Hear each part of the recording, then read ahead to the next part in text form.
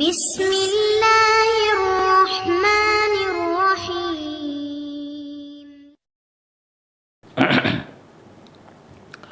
அஸ்ஸலாமு அலைக்கும் வரஹ்மத்துல்லாஹி வபரகாத்துஹு.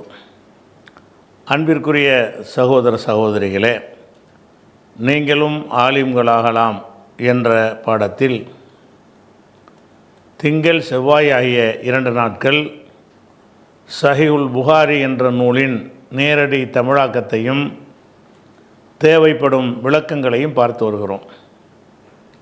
சென்ற வாரம் 122வது ஹதீஸின் ஒரு பகுதியை மாத்திரம் பார்த்துருக்குறோம். என்ன பகுதின்னு சொன்னால், இப்னு அப்பாஸ்ட்ட சயீத் இப்னு ஜுபைர் கேட்குறாரு. என்ன கேட்குறாருன்னா, மூசான்னு நம்ம சொல்கிறோம்ல, மூசா நபின்னு, அவங்க வேற, இந்த ஹலிர்கிட்ட போய் பாடம் கற்றுக்க போனார்ல அந்த மூசா வேற என்று நௌஃபு என்கிறவர் சொல்லிக்கிட்டு இருக்கிறாரு. அதை பற்றி உங்கள் கருத்து என்ன அப்படின்ட்டு இப்னு அப்பாஸ்ட்ட கேட்கும் பொழுது இப்னு அப்பாஸ் மறுக்கிறாங்க. என்ன மறுக்கிறாங்க? அல்லாஹ்வுடைய எதிரி வந்தால் பொய் சொல்கிறாரு, கதப அதுவுல்லா, அல்லாஹ்வுடைய எதிரி பொய் சொல்கிறார், 2 மூசா ஒன்று தான் அப்படிங்கிறத பேசினார். இது வரைக்கும் பார்த்துருக்குறோம். இப்போ அதை தொடர்ந்து உள்ள விஷயம் என்னன்னு கேட்டால், அவர் ஆதாரம் காட்டுறாரு. யார்? இப்னு அப்பாஸ் 2 மூசா ஒன்று தான் என்பதை ஆதாரத்தோடு விளக்குறார். எப்படி விளக்குறாருன்னா, ஹத்தசனா உபய் இப்னு கஅபின், உபய் இப்னு கஅப் அவர்கள் எங்களுக்கு அறிவித்தார்கள். யார் வழியாக என்றால், அனின் நபி ஸல்லல்லாஹு அலைஹி வஸல்லம், நபி ஸல்லல்லாஹு அலைஹி வஸல்லம் வழியாக உபய் இப்னு கஅப் என்கிற ஒரு சஹாபி அவர் மூத்த சஹாபி, அவர் எனக்கு சொன்னார் அப்படின்ட்டு இப்னு அப்பாஸ் அந்த செய்தியை சொல்கிறார். இதுக்கு பிந்தி வரக்கூடியதெல்லாம் ரசூலுல்லாஹ்வுடைய சொல்லு. அதை உபய் இப்னு கஅப் அறிவிக்கிறார். ரசூலுல்லாஹ் என்ன சொல்கிறாங்கன்னா, காம மூசா, காம மூசா அன் நபியு, நபி மூசாவுக்கு தான் வருது, நல்லா கவனி, வேறு மூசா இல்லை. காம மூசா அன் நபியு, நபியாகிய மூசா ஹத்தீபன், உரை நிகழ்த்துவதற்காக எழுந்தார். காமண்டா நின்றார். எதுக்காக நின்றார்னா, ஹத்தீபன், ஹத்தபண்டா உரை நிகழ்த்தினான். ஹத்தீப் என்பது ஃபாயிலுங்கிறது இஸ்மு ஃபாயில், உரை நிகழ்த்துபவர். காம மூசன் நபியு ஹத்தீபன், மூசா நபி அவர்கள் உரை நிகழ்த்துபவராக நின்றார்கள். ஃபி பனி இஸ்ராயில், இஸ்ராயில் மக்களுக்கு, இஸ்ரவேல் சமுதாயத்திற்காக வேண்டி ஒரு உரை நிகழ்த்தணும், ஒரு பயான் பண்ணணுங்கிறதுக்காக வேண்டி மூசா நபி எழுந்து நின்று என்ன செய்கிறாங்க? உரை நிகழ்த்துறாங்க. அப்போ ஃபசுயில, அவர்களிடத்தில் கேட்கப்பட்டார்கள். என்ன கேட்குறாங்கன்னா, ஐயுன்னாசி ஆலமு, மனிதர்களில் மிக அறிந்தவர் யார்? இந்த உலகத்தில் இருக்கிற மக்கள்லையே ரொம்ப பெரிய அறிவாளி யார் அப்படின்னு மூசா நபிகிட்ட கேட்குறாங்க. ஃபசுயில, மூசா நபி கேட்கப்பட்டார். ஐயுன்னாசி ஆலமு, ஐயுன்னாசி ஆலமு என்று கேட்கப்பட்டார். ஐயுன்னாஸ்ன்னு, ஐயன்னா கொஸ்டின் மார்க், யார்? ஐயுன்னாசி என்றால் மனிதர்களில் யார். ஆலமுங்கிறது இஸ்மு தஃப்லீல், மிக அறிந்தவர். ஐயுன்னாசி ஆலமு, மனிதர்களில் மிக அறிந்தவர் யார் என்று கேட்கப்பட்டது. ஃபகால, அவர் சொன்னார், அன ஆலமு, நான் தான் மிக அறிந்தவன் அப்படிங்கிறார். அவர் கர்வத்தில் அவர் சொல்ல மாட்டார். ஆனாலும் நம்ம நபியாக இருக்கிறோம், நபிக்கு அல்லாஹ்வுடைய வஹி தொடர்பு இருக்கிறது, நம்மளுக்கு மேலே யார் அறிஞ்சவர் இருக்க போகிறான்னு அப்படி தான் சொல்லியிருப்பார். இப்போ கால, அவர் சொன்னார், அன ஆலமு, நானே மிக அறிந்தவன். அப்போ மனிதர்களில் யார் மிக அறிந்தவர் என்ற கேள்வி கேட்கும் பொழுது அவர் நான் தான் அறிந்தவன் என்று சொல்லிட்டார். சொன்ன உடனே இது அல்லாஹ்வுக்கு பிடிக்கலை. அவர் என்ன செஞ்சு இருக்கணும், இது அல்லாஹ்வுக்கு தான் தெரியும். யார் மிக அறிந்தவர்னா எனக்கு மேலே அறிவர் வேறு பக்கத்தில் இருக்கலாம்ல. அவர் என்ன செஞ்சு இருக்கணும்னு கேட்டால் அல்லாஹ்வுக்கு தான் தெரியும் என்ற பதிலை தான் சொல்லியிருக்கணும். ஏன்னா உலகத்தில் உள்ள அத்தனை மனிதர்களுடைய டீட்டெயில் அவர் கையில் இல்லை. அத்தனை மனிதர்களில் யார் யார் அறிவாளி, யார் யார் முட்டாளுங்கிற விவரமும் அவருடைய கையில் இல்லை. அப்படி இருக்கும் பொழுது எதை இஸ்ரவேல் மக்களுக்குள்ளே தான் மனிதரே இருக்கிற மாதிரி நினைத்து கொண்டு நான் தான் பெரிய அறிவாளின்ட்டார். ஒக்கால் அவர் சொன்னார், அன ஆலமு, நானே மிக அறிந்தவன் என்று சொன்னார். சொன்ன உடனே அத்தபண்டா அதாவது தண்டிக்கிறது. ஒரு செயலை தப்பு செஞ்சாங்கன்னா கண்டிக்கிறது இல்லை தண்டிக்கிறது. அத்தபல்லாஹு அலைஹி, அல்லாஹ் வந்து அவரை தண்டித்தான். இவர் செஞ்ச அந்த ஒரு செயல் வந்து சரியில்லை. இது என்றால் ஏனென்றால் அர்த்தத்துக்கு இருக்கும். ஏன் தண்டிச்சான் என்றால் லம் யருத்தல் இல்ம, இது பற்றி அறிவை அவர் ஒப்பிட அதாவது சாட்டவில்லை. இலைஹி, அல்லாவின் பக்கம் சாட்டவில்லை. யாருக்கு தெரியும்னா அல்லாவுக்கு தெரியும் சொல்ல வேண்டியான. இது குறித்த அறிவு வந்து எனக்கு இல்லை அப்படின்னு சொல்லாத காரணத்தினால் அவரை எல்லாம் தண்டிக்கிறான். ஃபஅத்தபல்லாஹு அலைஹி, அல்லாஹ் வந்து அவரை தண்டிக்கிறான். இது ஏனென்றால் லம் யருத்த, ரத்தன்னா வந்து திருப்பி அனுப்புறது, ரத்து செய்கிறோங்கிறோம்ல. லம் யருத்தல் இல்ம, அறிவை, இது பற்றிய அறிவை. எது பற்றிய அறிவு? யார் மிக அறிந்தவர் என்ற ஒரு அறிவை அவர் வந்து சாட்டவில்லை, திருப்பவில்லை. இலைஹி இலல்லாஹி, அல்லாவின் பக்கம் சாட்டவில்லை என்ற காரணத்தினால் அல்லாஹ் தண்டிக்கிறான். இது பற்றி அல்லாஹுக்கு தான் தெரியும்னா தண்டிச்சிருக்க மாட்டான். நான் தான் அறிவாளின்னா அல்லாஹ் தண்டிக்கிறான். அது எப்படி நீ தான் அறிவாளின்னு சொல்ல போச்சு? அப்போ இது ஏனென்றால் லம் யருத்தல் இல்ம, இது பற்றிய ஞானத்தை அவர் வந்து திருப்பவில்லை. ரத்தனா திருப்புறது, திருப்பி விடவில்லை. இலைஹி இலல்லாஹி, அல்லாவின் பக்கம் அவர் திருப்பலை என்ற காரணத்தினால் அல்லாஹ் அவரை தண்டிக்கிறான். எப்படி தண்டிக்கிறான்னு கேட்டால் ஃபஅவ்ஹல்லாஹு இலைஹி, அவருக்கு அல்லாஹ் வஹியாக அறிவிக்கிறான். வஹி மூலமாக செய்தியை சொல்கிறான். என்ன சொல்கிறான்னு கேட்டால் அன்ன அபுதமின் இபாதி, எனது அடியார்களில் ஒரு அடியார் இருக்கிறார். பி மஜ்மஇல் பஹ்ரைனி, பஹர் என்றால் கடல், பஹ்ரைன் என்றால் இரண்டு கடல்கள். ஜமானா ஒன்று திரட்டினான், மஜ்மானா ஒன்று திரட்டும் இடம், சங்கமிக்கும் இடம். அதாவது மஜ்மா என்றால் ரெண்டு இது ஒன்றா சேருதில்ல, சேரும் இடம்னு அர்த்தம். ஜமாண்டா சேர்ந்தான், மஜ்மா என்றால் சேரும் இடம். மஜ்மாவுல் பஹ்ரைன் என்றால் இரண்டு கடல்கள் சேரும் இடம். அப்போ சங்கமம்ங்கிறாங்கல்ல, கடல் கன்னியாகுமரிலாம் இருக்குல்ல, ரெண்டு கடல் சந்திக்கிற மாதிரியான ஒரு பகுதியில் அந்த ஒரு அடியார் இருக்கிறான். அண்ணா அபுதமின் இபாதி, எனது அடியார்களில் ஒரு அடியார் இருக்கிறார். எங்கே இருக்காருன்னு கேட்டால் பி மஜ்மஇல் பஹ்ரைனி, இரண்டு கடல்கள் சங்கமமாகும் இடத்துல, ஒரு கடல் இன்னொரு ரெண்டு ஒன்று சேர்ந்துருக்கும், அந்த சேருகிற ஒரு இடத்துல எனது அடியார் ஒருத்தர் இருக்கிறாரு. ஹுவ, அவர் ஆலமு மின்க, உன்னை விட நல்லா தெரிஞ்சவர். நான் தான் தெரிஞ்ச வேண்டிய, உனக்கு மேலே தெரிஞ்ச ஒரு ஆள் இருக்கார். எங்கே இருக்கார்? மஜ்மஉல் பஹ்ரைனில் இருக்கிறார். ரெண்டு கடல்கள் சங்கமிக்கிற இடத்தில் அவர் இருக்கிறாரு அப்படின்னு சொல்லி அல்லாஹ் என்ன செய்கிறான், அங்கே போன்னு சொல்ல அப்படின்னு சொல்லிட்டான்ல. அப்போ சொன்னவனு இவர் என்ன செய்கிறாருன்னு கேட்டால், அப்போ இதோடு விட்டுடலாம். இவர் என்ன கேட்குறாருன்னு கேட்டால், நான் அவரை போய் எப்படி சந்திக்கிறேன்னு கேட்குறாரு. நீ சந்தின்னு அல்ல அங்கே சொல்லலை. அல்லாஹ் சொன்னது என்னது, நீ ரொம்ப அறிஞன்கிறீல, உனக்கு மேலே ஒரு அறிஞர் இருக்காருன்னோடு எல்லாம் முடிச்சுக்கிட்டான். அப்போ மண்டையில் அடித்தாச்சு அவருக்கு. நீ நான் தான் அறிஞன்னு சொன்னது தப்புண்டு சுட்டி காட்டியாச்சு. சரின்னு அவர் ஏற்றுக்கிட்டு சும்மா இருந்தாலும் பரவாயில்லை. அவர் என்ன செய்கிறாருன்னு கேட்டால், அப்போ அந்த அறிஞரை நான் பார்க்கணுமே. கால அவர் சொன்னார், யா ரப்பி, என் இறைவா, ஓ கைஃபபிஹி, அவரிடம் எப்படி அவ்வளோதான் இருக்கு, எப்படி நான் அடைவது, எப்படி சந்திப்பது, எப்படி சேர்வது அப்படின்னு அர்த்தம். அந்த இடத்துல வச்சுக்கணும். கைஃபபிஹி, அவரிடம் எப்படி போவது, அவரை போய் நான் பார்க்கணும். இப்போ எப்படி போவது என்று என்ன செய்கிறாரு, அவர் கேட்குறாரு.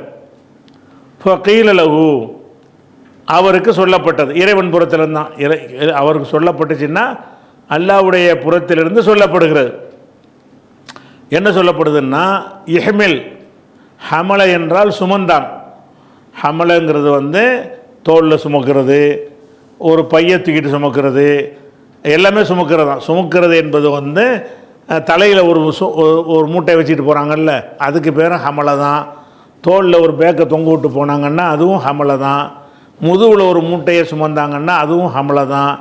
ரெண்டு ஹேண்ட்பேக்கில் கையில் தூக்கிட்டு போனால் கூட அதுவும் ஹமலை தான், சுமக்கிறது.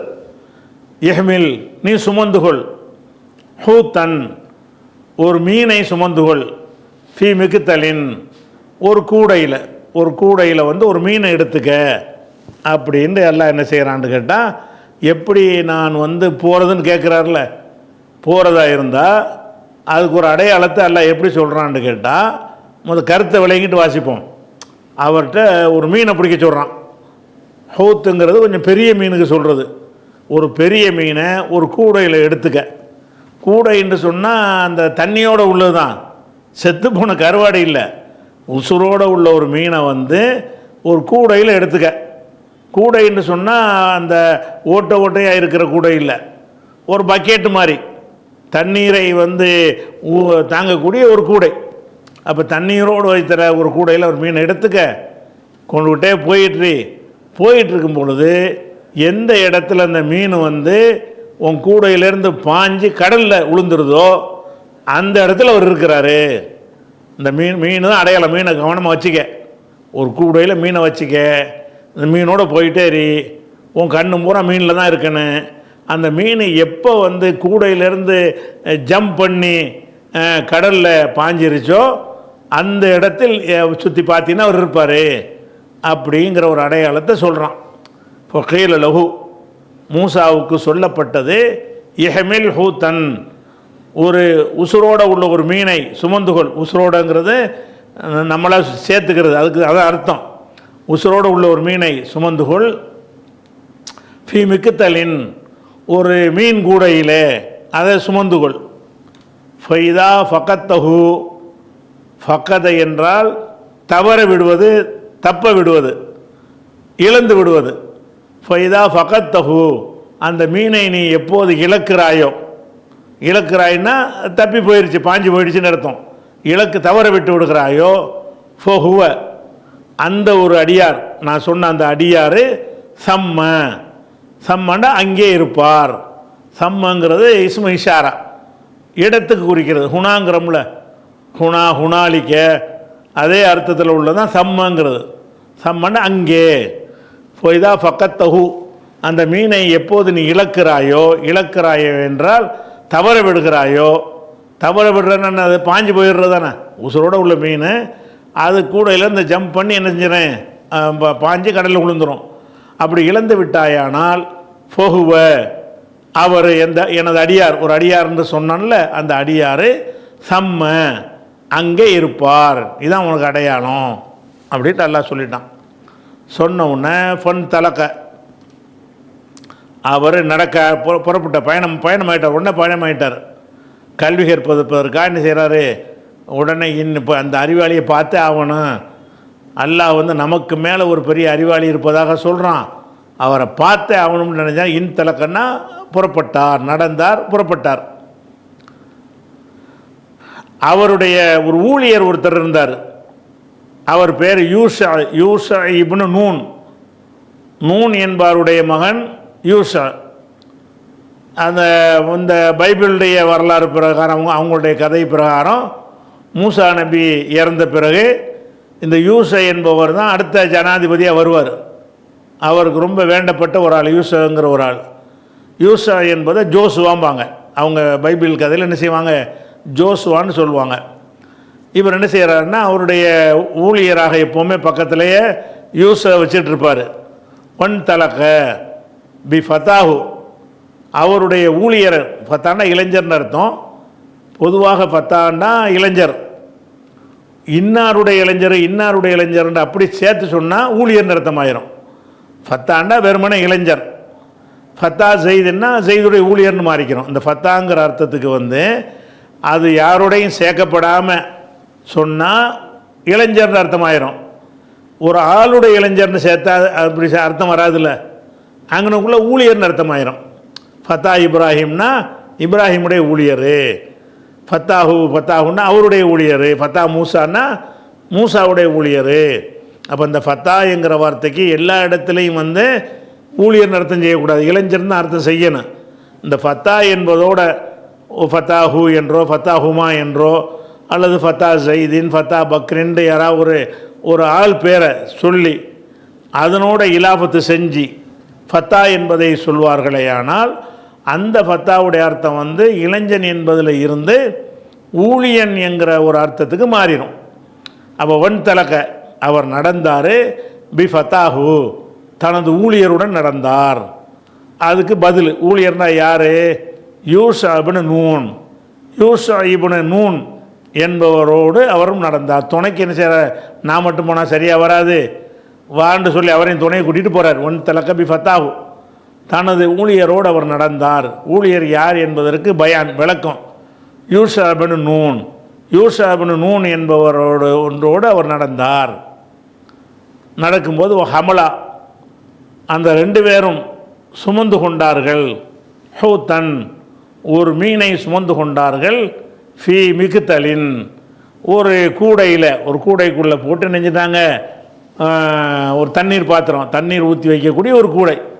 அந்த கூடையில் வந்து ஒரு மீனை நினைச்சிட்டாங்க, சுமந்து கொண்டார்கள். சுமந்து கொண்டு அல்லாவுடைய கட்டளை பெறி போகிறாங்க. ஹத்தா கானா, ஹத்தா முடிவில், கானா இந்த சஹரத்தி அந்த கடலோரத்தில் போயிட்டுருக்குறாங்கல்ல, கடலோரத்துக்கு போனீங்கள்னு சொன்னால் பொதுவாக ரெண்டு கடல்கள் சங்கமிக்கிற இடங்களில், பெரும்பாலான இடங்களில் வந்து அங்கங்கே பாறைகள் இருக்கும். அந்த மாதிரி பகுதியை ஒட்டி என்ன செய்யும், பாறைகள் இருக்கும். நீங்கள் கன்னியாகுமரியிலோடு நீங்கள் பார்க்கலாம்ல, ரெண்டு கடல் சங்கமமாகுது. அங்கே ஒரு பாறை, விவேகானந்தர் பாறை, திருவள்ளூருக்கெலாம் சிலையெல்லாம் பாறை அமைச்சு வச்சுக்கிறான்ல, அந்த மாதிரி கடல்கள் சங்கமிக்கிற இடங்களில், பெரும்பாலான இடங்களில் பாறைகள் காணப்படும். அப்போ அங்கே ஒரு பெரிய பாறை இருக்குது, ரெண்டு கடல் அந்த போய்கிட்டே இருக்கிறாங்கன்னா, ஹத்தா கானா இந்த சஹரத்தி வந்துக்கிட்டே இருக்கிறாங்க. ஒரு பாறை ஒன்று இருக்குது. பாறை வந்தவுடனே இந்த பாறைங்கிறது கொஞ்சம் இலைப்பாறுவதற்கு, ஓய்வெடுப்பதற்கு கொஞ்சம் வசதியாக இருக்குங்கிறதுனால என்ன செஞ்சாங்கன்னா, பலா ரூசகுமா அந்த பாறையின் மீது தங்களுடைய தலைகளை வைத்து, அதாவது படுத்தார்கள் அர்த்தம். வலா ரூசகுமானா தலையை வைத்தார்கள். அப்படிங்கிறத எதுக்கு சொல்லுவாங்கன்னா, படுப்பாங்கள்ல தூங்குவதற்காக வேண்டி, அந்த படுக்கிறதுக்கு வந்து தலையை வைக்கிற, தலை சாக்கி இடமில்லைன்னு சொல்லுவாங்களா இல்லையா? மனிதனுக்கு வந்து தலை சாக்கி கூட இடம் இல்லைம்பாங்கள்ல, தலை சாக்குறன்னா படுத்து தூங்குறது. வலா அந்த ரெண்டு பேரும் வைத்தார்கள், ரூசகுமா தங்களுடைய தலையை அங்கே வைத்தார்கள், அதாவது படுத்தார்கள். படுத்து ஒனாமா ரெண்டு பேரும் தூங்கி விட்டார்கள். அப்போ அந்த அதாவது கூடையில் மீனை கொண்டுட்டு போகிறாங்க. ஒரு பாறை இருக்குது. அந்த பாறை வந்தோன்னு நினச்சாங்க, அந்த இடத்துல எல்லாம் சுத்தமாக இருக்கும் போல இருக்குது. அதில் ஏறி இந்த பாறைக்கு மேலே ரெண்டு பேரும் படுத்து தூங்கிட்டாங்க. தூங்கினவுடனே ஃபன்சல்லல் ஹூத்து மீன் வந்து இன்சல்லன்னா நழுவுறதுன்னு சொன்னால், அதாவது தெரியாமல் இப்போ நவுழ்வாங்க, அதுக்கு பேர் நழுவுறது. இப்போ நம்மகிட்ட ஒரு ஆள் பேசிக்கிட்டே இருப்பார், பேசிகிட்டே இருந்தாலும் இந்த வர்றேன் போயிட்டு வரேன்னு சொல்லாமல் அப்படியே நிற்கிற மாதிரி இருப்பார். அப்படியே நோண்டு போயிடுவார், எங்கடா நின்றால காணாமல. அந்த மாதிரி போகிறதுக்கு பேர் இன்சல்ல. நழுவுறதுங்கிறது சரியான வார்த்தையாக இருக்கும். ஃபன்சலல் ஹூத்து மீன் வந்து நழுவி விட்டது. மினல் மிக்தலி அந்த கூடையில் நழுவுறதுன்னா இவங்களுக்கு தெரியாமல் நழுவிடுறதுன்னு அர்த்தம். நழுவுறது என்று சொன்னால் யாரோடு அது இருக்கிறாங்களோ அவங்களுக்கு தெரியாத விதத்தில் இடம் மாறி போயிடுறது, அதுக்கு தான் இன்சல்ல. இவங்களுக்கு மீன் அடையாளத்தை கொடுத்துருக்குறோம் அல்ல, அந்த மீன் கூடவே வச்சுப்பட்டு தூங்குறாங்க. அந்த இடத்துல மீன் பாஞ்சு போச்சு. ஃபன்சல்லல் ஹூத்து அந்த மீன் வந்து நழுவி விட்டது. மினல் மிகுத்தலி மிக்தலில் இருந்து கூடையிலிருந்து நழுவி விட்டது. ஃபத்தஹத சபீலஹு தனது பாதையை அமைத்து கொண்டது. ஃபில் பஹரி அதாவது கடலில் வந்து தன்னுடைய பாதை, அது கடலில் போயிடுச்சுன்னு அர்த்தம். கடலில் தன் பாதையை அமைத்து கொண்டது. சரப்புன்னா அப்போ நீந்தி போகிறது, நீந்தி செல்லுகிற ஒரு பாதையை கடலில் அமைத்து கொண்டது. அதாவது கூடையில் இருந்து அந்த பாறையிலேருந்து அப்படி குதிச்சா கடல் வந்துடும். அப்போ அந்த கடலில் அப்படி ஜம்ப் பண்ணி கடல் போய் விழுந்துருச்சு.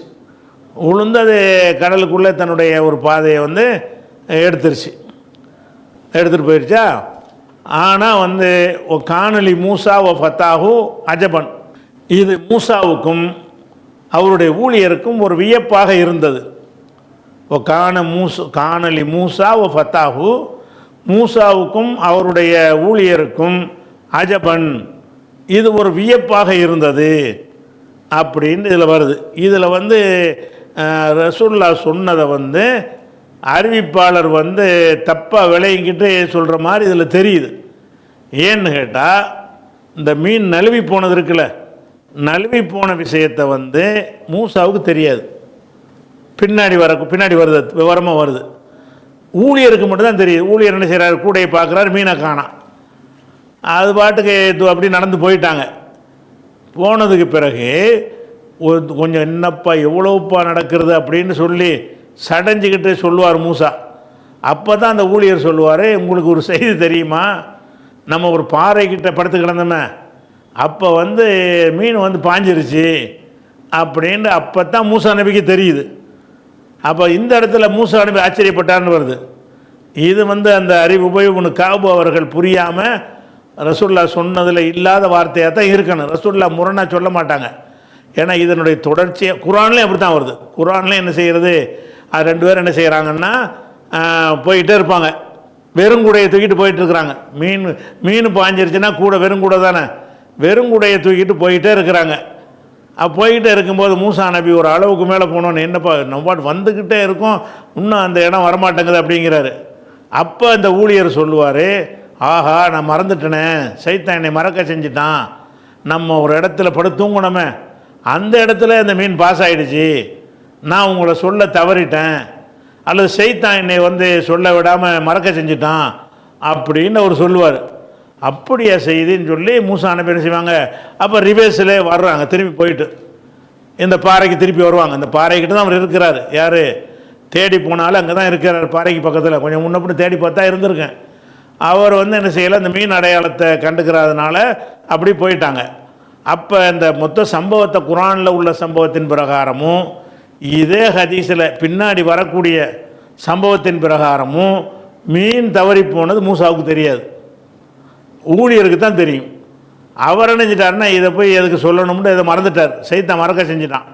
எப்போ அந்த ஊழியர் மூசாட்ட சொல்கிறாருன்னு கேட்டால், ரொம்ப தூரம் போன பிறகு என்னப்பா நம்ம போய்கிட்டே இருக்கிறோம், இன்னும் அவரை ஒரு இடத்த காண முடியலையேன்னு சொல்லும்போது தான் அப்போ அந்த ஊழியர் சொல்லுவார், அது உங்களுக்கு செய்தி தெரியாதா, அப்போ மீன் பாஸ் ஆகிடுச்சே, நம்ம பாறையில் படுத்து கிடந்தோமே அப்போவே போயிடுச்சேன்னு சொல்லுவார். அப்படியா செய்தின்னு வாரம் திரும்பி வர்றாங்க. அப்போ என்னவாச்சுன்னா மூசா நபி வந்து அவருக்கு தெரியலை. ஆனால் இங்கே எப்படி வருதுன்னு பாருங்கள், இது தப்பான வாசகம். இது வந்து ரசூல்லா சொல்லி இருக்க மாட்டாங்க, முரணாக பேச மாட்டாங்கல்ல. இது இந்த அறிவிக்கை உபயோக காபு அவர்களோ அல்ல அவருக்கு அடுத்து வந்து இப்னு அப்பாஸோ இந்த விஷயத்தை ரசூல்லா சொல்லாத விஷயத்தை இவங்களாக தான் சேர்த்து சொல்கிறாங்க. ஏன்னு கேட்டால் காணலி மூசாவுக்கும் ஓ ஃபத்தாஹு அவருடைய ஊழியருக்கும் அஜபன், இது வியப்பாக இருந்தது. வியப்பாக இருந்தால் அவனுக்குள்ளே தான் இப்போ மீன் தப்பிச்சு போனால் தான் அவனுக்குள்ளே தான் இருப்பார். ஹலிரு பார்த்துருப்பாங்களே, மூசாவுக்கு அப்போ தெரிஞ்சு அப்போ ஆச்சரியப்பட்டிருந்தாருன்னு சொன்னால் அங்கனுக்குள்ளே நினைஞ்சிருப்பாங்க, ஆஹா வந்த இடத்த நம்ம அடைஞ்சிட்டோன்னு விளங்கியிருப்பாங்களே. மூசாவுக்கு தெரியவே இல்லை. இதில் காணலி மூசா அஜபன் என்று, காணலி ஃபத்தா மூசா அஜபன் வேண்டாம் இருந்திருக்கலாம். மூசாவோட ஊழியருக்கு ஆச்சரியமாக இருந்தது.